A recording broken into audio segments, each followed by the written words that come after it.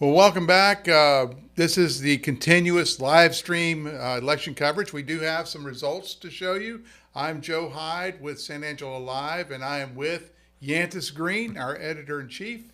There he is over there. You can see him to my right. But Yantis is starting to kind of formulate. And one of the things that I learned from watching elections for the last 10 years, of course, you have a lot more experience, is that especially with this voting center balloting thing, where we're not turning in specific precinct boxes. Right.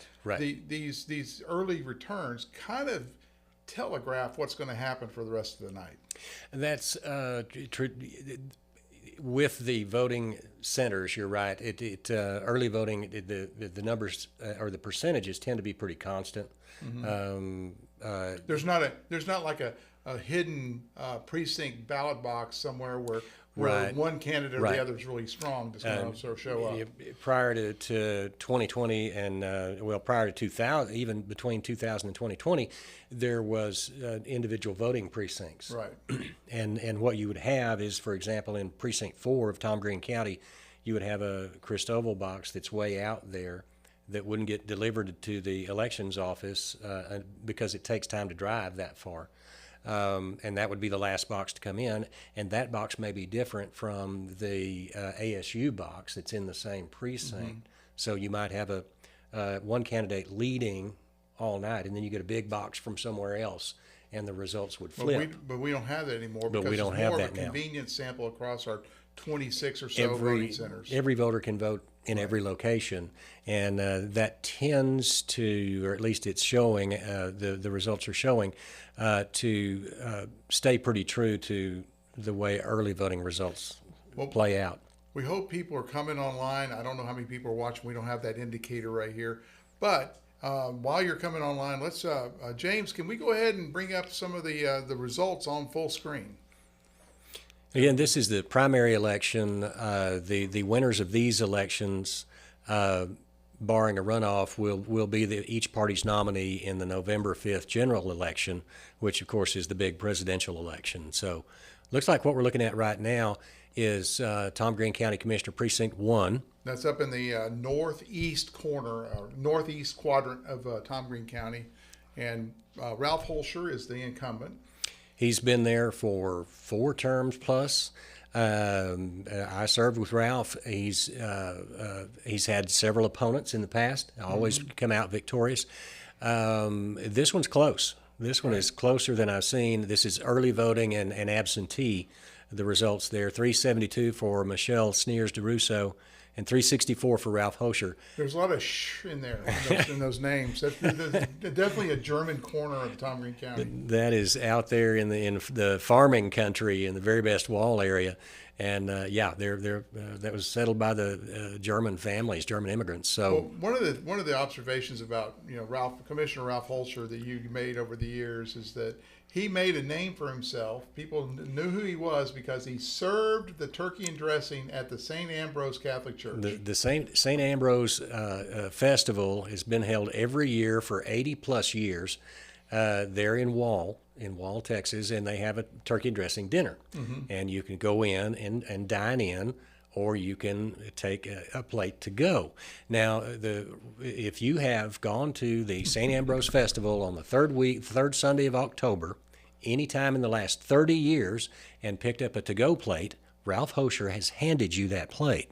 So Ralph has that one-on-one connection every year with everybody that goes out there, and a majority of the folks who vote in Precinct 1, Precinct 2, the Wall, very best areas, see Ralph at least once a year. And of course, Michelle Sneers DeRusso, she is a CPA. She was, I think, her last job before she retired was she was the comptroller for Texas Pacifico Railroad. Texas Pacifico, and during the county judge race, she was the one that stood up from the audience and questioned Lane Carter about the rail port. About the efficacy of the rail port that hadn't done anything yet. So she's a little fireball.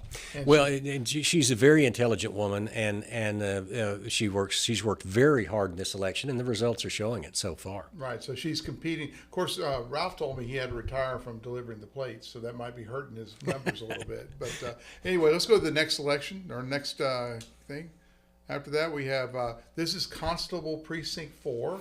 Randy Harris, the longtime I think he was there for 2 terms, maybe 3, I can't remember. But he retired, announced he wasn't running again. So it's an open seat. And we have Thomas Bigham and Gary Cole. And that is also a very close race. Tommy Bigham is leading that 953 to 908 over Gary Cole. This is one where it's an open seat. There's not an incumbent. There's relatively they don't have name recognition either. But they're both veteran law enforcement guys, and the way this election looks like it's turning out is that whoever knocked on the most doors and talked to the most individuals is going to be victorious. About 48 votes, 47 votes separates them right now. And that's a lot. I mean, of course, Precinct 4 is your old precinct. That's my old precinct. That's the southwest quadrant, so to speak. Once you get into the city, they start gerrymandering, right?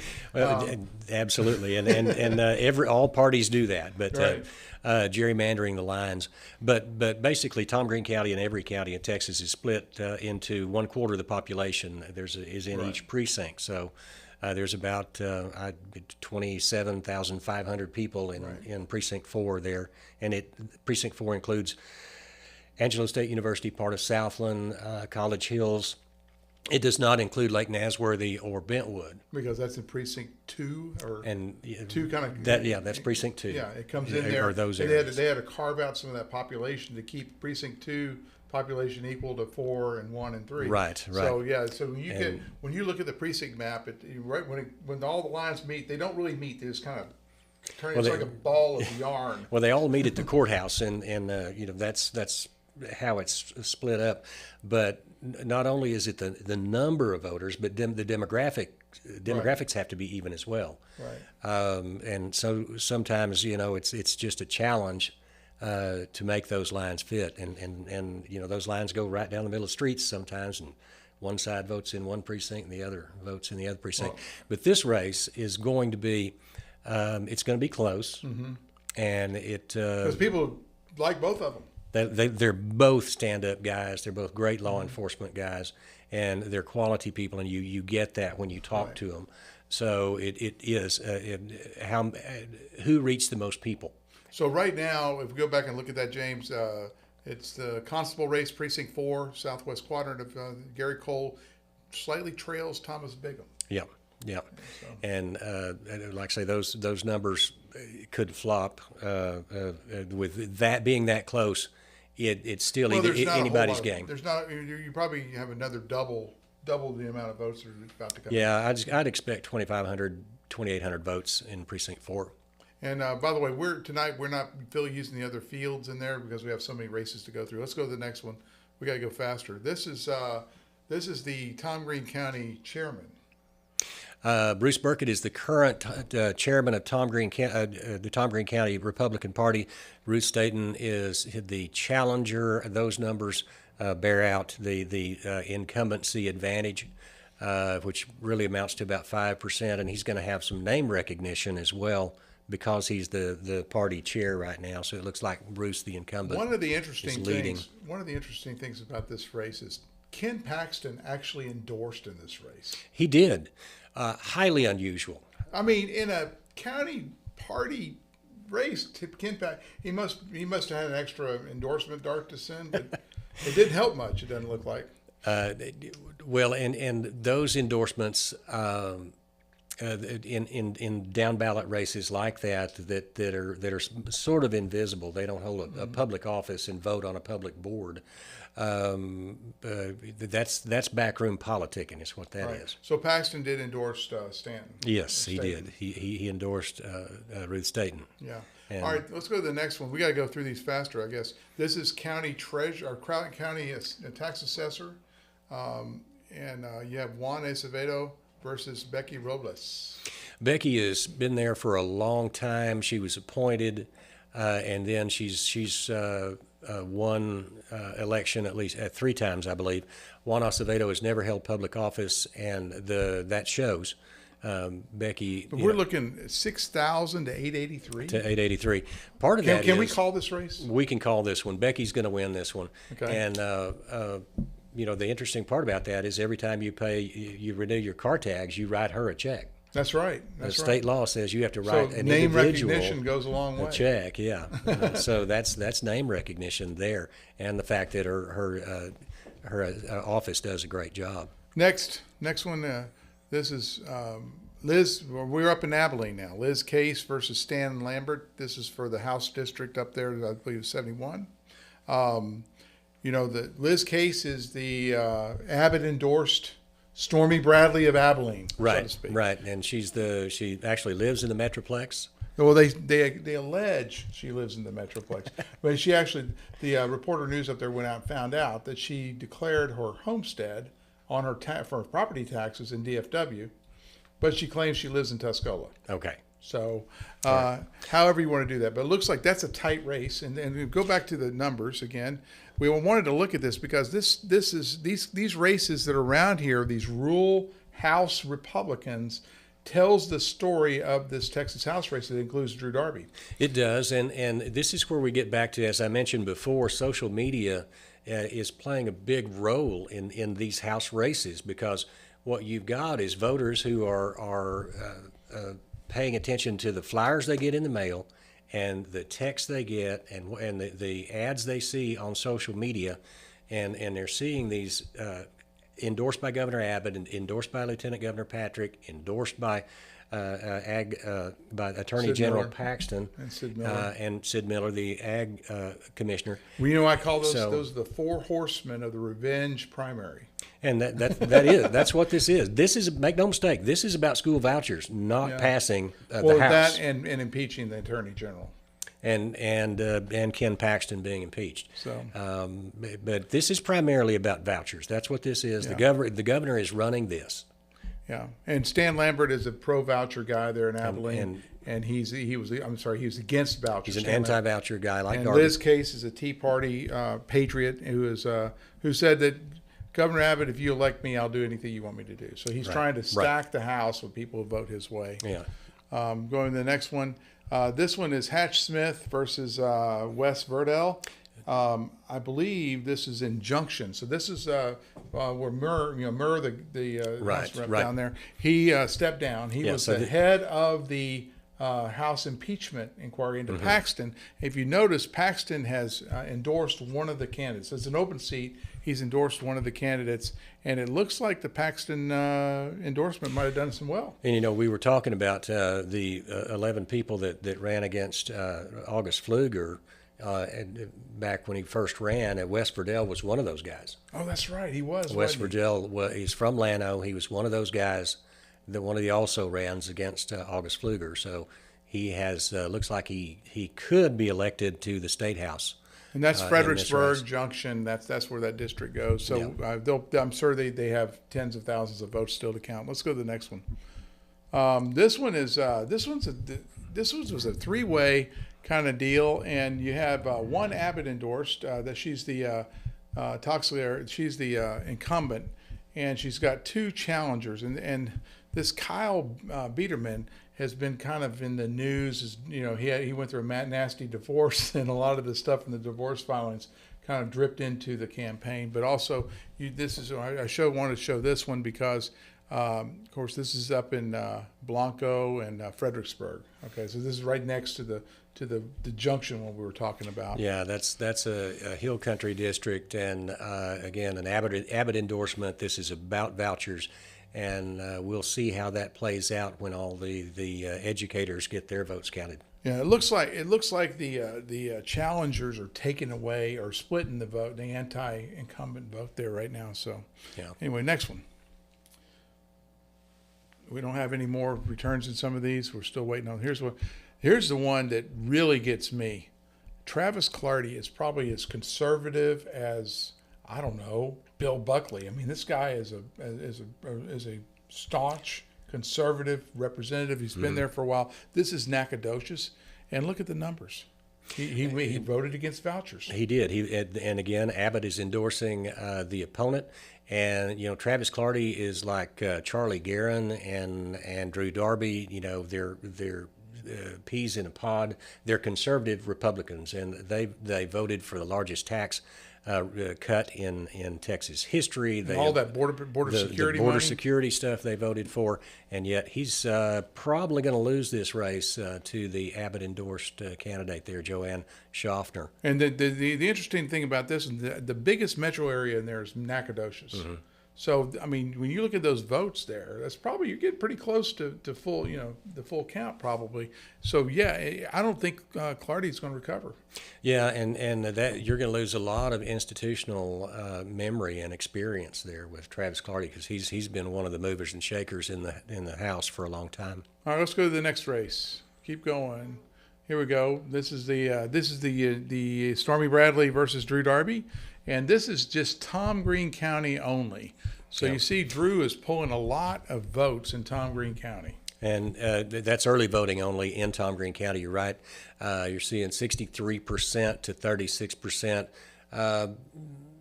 And you can dissect this, probably 5% incumbent, 5% name recognition. Drew will tell you, and he has for years, that 20% of the people don't like you anyway, no matter what you do. So if you take away 10% and then the 20, so that's about 30% of people that wouldn't vote for him anyway, and she's got 36%, so she's pulling about 6% of the vote. She's pulling six. She's doing 6% better than she would have had she not spent $1 million in TV ads on KLST that no one saw. Right. There you go. So let's go to the next one. I think this will give you the broader picture. This is district-wide, and this does not include the Tom Green County numbers. That's minus the Tom Green County numbers, and he's ahead by 1,900 in Tom Green County. Keep that in mind when you're looking at these numbers. These are the rural counties, early voting only. Those are the Tea Party Abbott supporters who are supporting Stormy Bradley.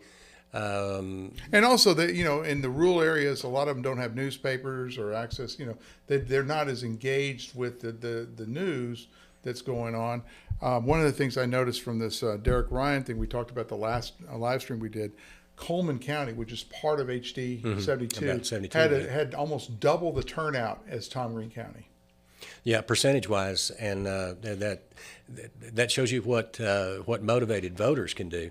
But in a district like this, where the hubs are San Angelo and Howard County, that's going to help some, but it's not gonna push you over the top. But I think the moral of the story is $1 million in campaign ad spend in direct mail, text messages. Everyone's got the text messages, and KLST only netted her 6 extra points. Right. And this again is the revenge primary, and we'll see how it shakes out. I think it's getting pretty close. So Darby's looking pretty good there. This next one is Lee Findley and Michelle Slaughter. Now Michelle Slaughter. I'm sorry. This is the Court of Criminal Appeals, which is the Supreme Court for criminal cases. Mm-hmm. Okay, and the reason why I brought these up is Michelle Slaughter is the incumbent, and she was called out by the Texas Attorney General Ken Paxton, who said, because of your ruling, and she wrote the majority ruling of the court on this case. This is going to take me a little bit to explain. There's a case out of Jefferson County where a sheriff's candidate, and I think an adjacent county, had annotated a $5,000 cash donation on his campaign finance return, but did not say where it came from, and would not say where this came from. So the Attorney General took that case and prosecuted that sheriff's candidate criminally.